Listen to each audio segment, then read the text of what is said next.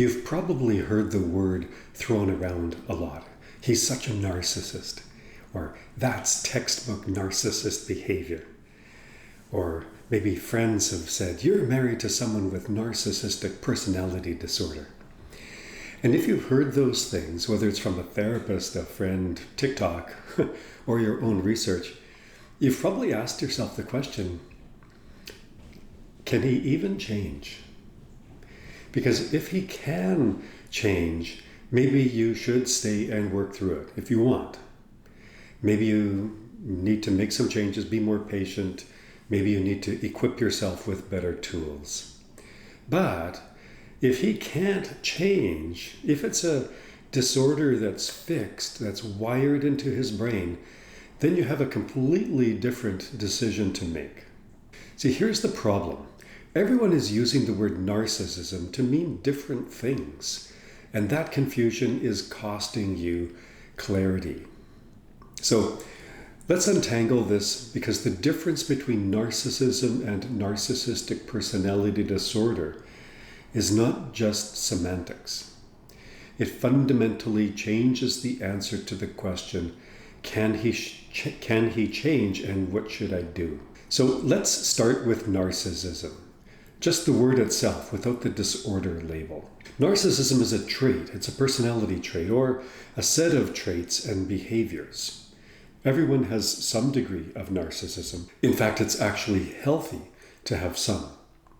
A healthy amount of narcissism includes confidence in your abilities, pride in your accomplishments, the ability to advocate for your own needs, healthy self-interest, right? These are normal, these are positive, these are human. But narcissism exists on a spectrum. On one end, you have people with healthy narcissism. They know their worth, they advocate for themselves. They can take a compliment without collapsing or denying it. In the middle, you have people with elevated narcissistic traits. These are folks that need more admiration than average. They struggle with empathy in certain situations. They can be selfish or dismissive, but not consistently. There are moments of genuine connection. And then moving further along the spectrum, you have people with what we might call pronounced narcissistic traits. People whose entire operating system seems to be organized around the need for constant admiration, a lack of genuine empathy, that sense of entitlement, entitled to special treatment. And these people are defensive when challenged and have a very hard time taking responsibility for harm done. But here's the critical distinction. Even someone with pronounced narcissistic traits is not the same as someone with narcissistic personality disorder. The difference is in the rigidity and the awareness that the person has.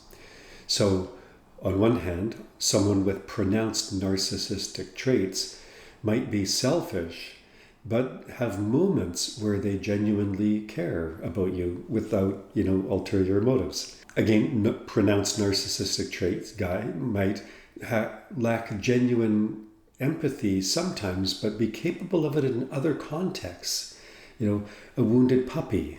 This person becomes defensive when criticized, yes, but eventually, they go off to the man cave and reflect if they are given enough time and space. This person might harm you, but they feel genuine remorse and they do make changes, although slowly. This person lives in self-deception about their own behavior, but they are capable of movement, growth, right? So there's a pattern, a strong pattern, but patterns can shift. Patterns can shift. Think about it like this. Someone with elevated narcissistic traits is someone who has a strong habit. It's deeply ingrained. It affects everything they do.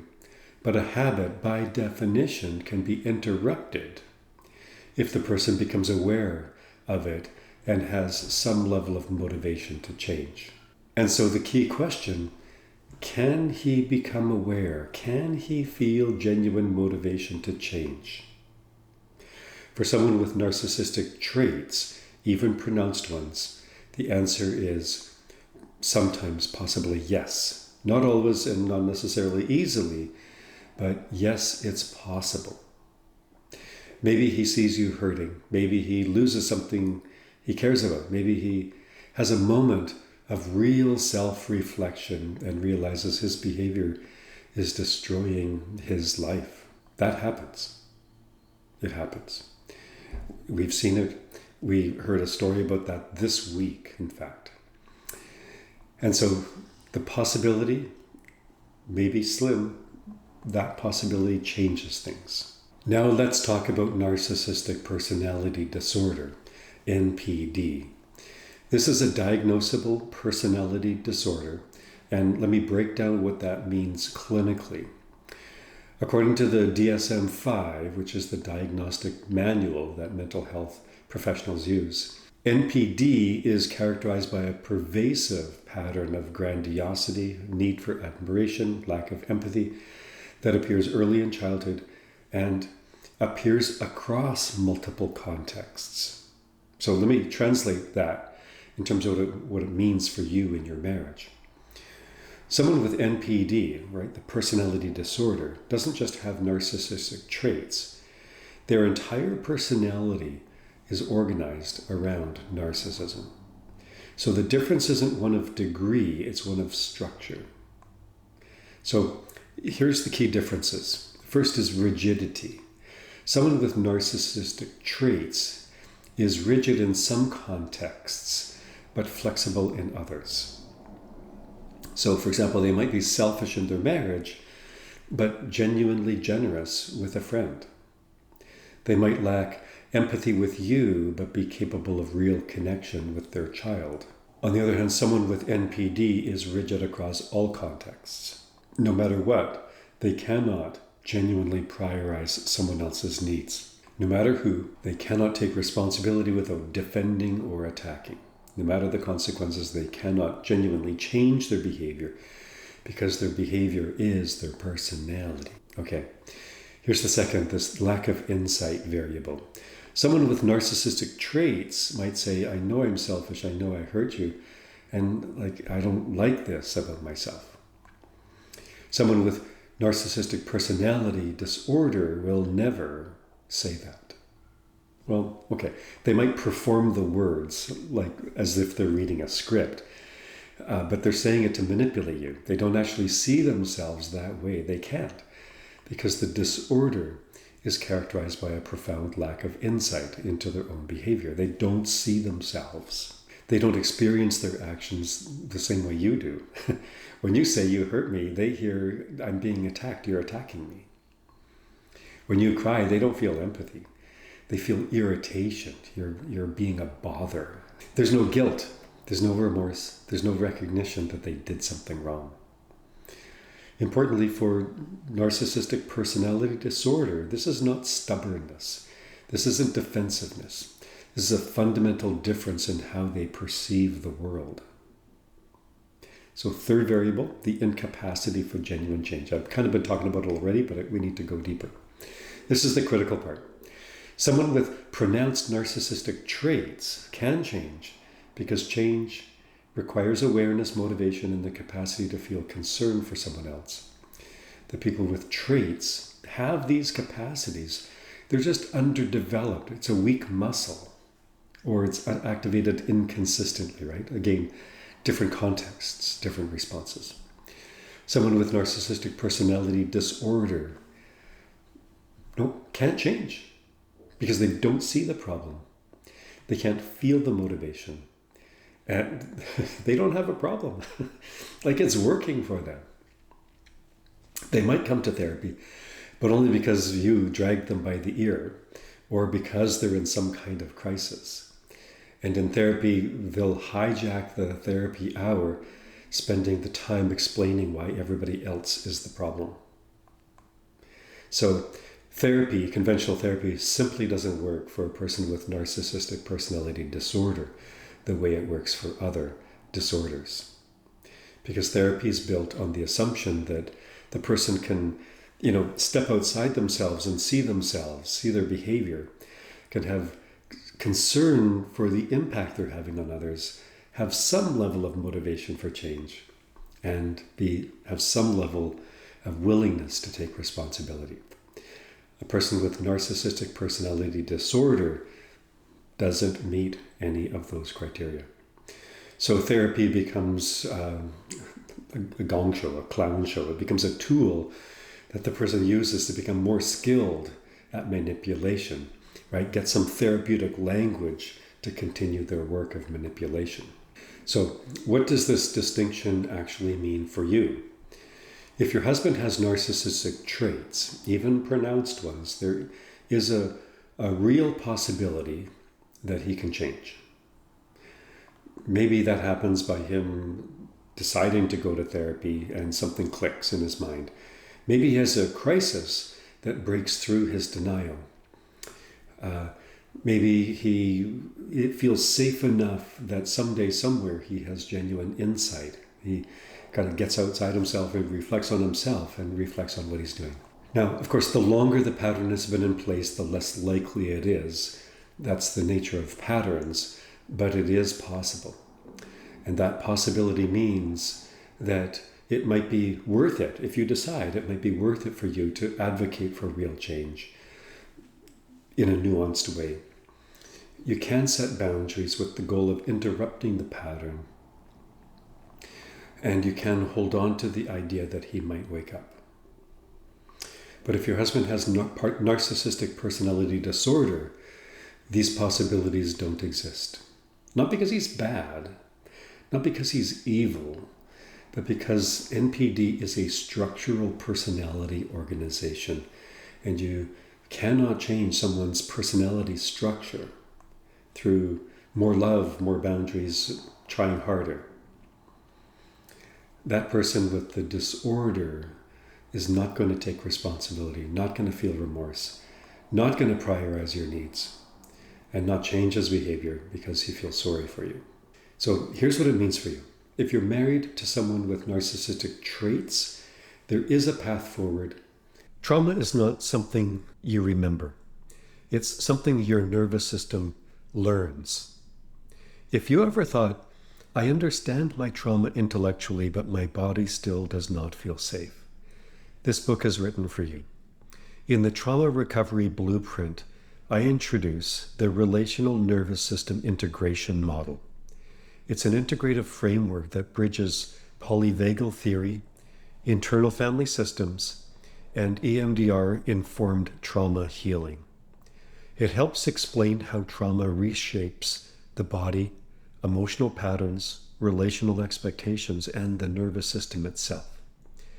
This is not simply a book about coping. This is a whole new framework for understanding healing. The Trauma Recovery Blueprint is out now on Amazon. Click the link below for more information. Growth, boundary setting, the possibility of real change. If you're married to someone with NPD, there's only limited options. You either accept the situation as it is indefinitely or make your exit. Not because you're not good enough, not because you haven't tried hard enough, but because the structure of the relationship is fundamentally asymmetrical in a way that cannot be adjusted or repaired. And this is why the distinction matters so much, because if you're holding on to hope that he can change and he has the disorder, you're not going to change him. You're going to spend years or decades trying to do something that is neurobiologically impossible. It's not about finding the right words. It's not about loving him enough. It's not about being patient enough. You're not going to fix it. And the cost of that false hope is really your life and your vitality. Now, you might be thinking, how do I know which one he is? And that is a good question. Here's the thing. I can't diagnose him from this video. A therapist can't diagnose him unless he comes in for a full diagnostic evaluation, which he probably won't, because people with narcissistic personality disorder don't believe that they need an assessment, or they don't believe they need to change. But there are some patterns that you can observe. If he has traits, you'll see moments of genuine concern for you, even if they're rare. The occasional ability to own his stuff, even if it's all mixed up with defensiveness. There are times when he prioritizes you or takes you into consideration. There is a capacity for empathy in some relationships. Maybe not with you, but maybe with the dog or maybe with a buddy at work. He will show moments of self-doubt or vulnerability, even if he does, cover them up quickly. Right? On the other hand, if he has narcissistic personality disorder, what you'll see is a complete lack of genuine concern for your pain. An absolute inability to admit fault, ever. And he never, in any context, prioritizes someone else's needs over his. Right? No authentic vulnerability, no evident capacity for shame. Right? And you'll also see a pattern of broken relationships in his past. Right? And he'll blame shift. All of his exes were crazy, ungrateful, or unreasonable. So the key question is, does he ever, in any moment, genuinely recognize that he hurt someone or feel remorse for it? Maybe not you, maybe somebody else. If the answer is yes, even occasionally, then he is in the narcissistic traits category, not narcissistic personality disorder. And if the answer is no, never, across his entire life, then it's likely NPD. But here's what I want you to be really clear about. Even if you can determine which one it is, it doesn't necessarily change your decision about what to do about this marriage. Some women with husbands who have narcissistic traits stay, set firm boundaries, get really good help, and create a functional marriage. And some women with husbands who have NPD stay, and they accept their reality and they find their peace through lower expectations and stronger internal boundaries. And some women leave either way. Right? So what I'm getting at is the diagnosis does not dictate your choice, but it does dictate your set of expectations. And realistic expectations matter a lot.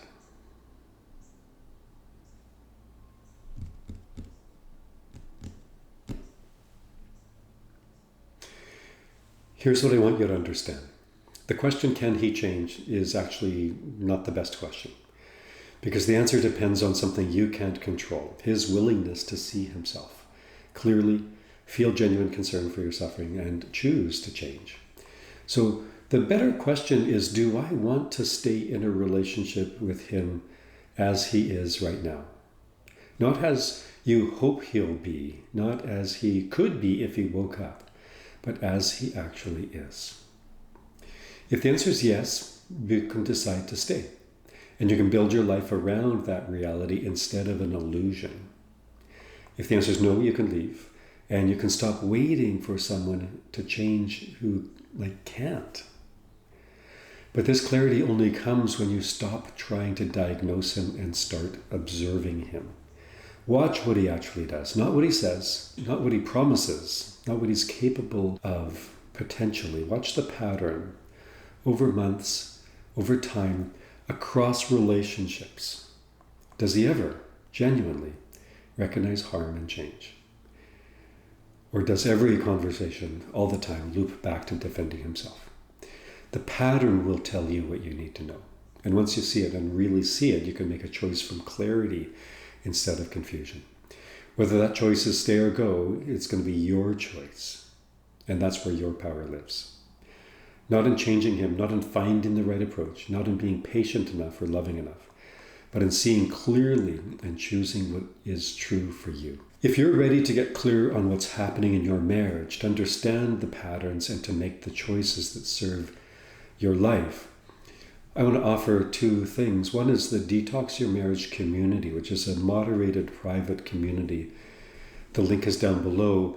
That is for women in extremely difficult marriages.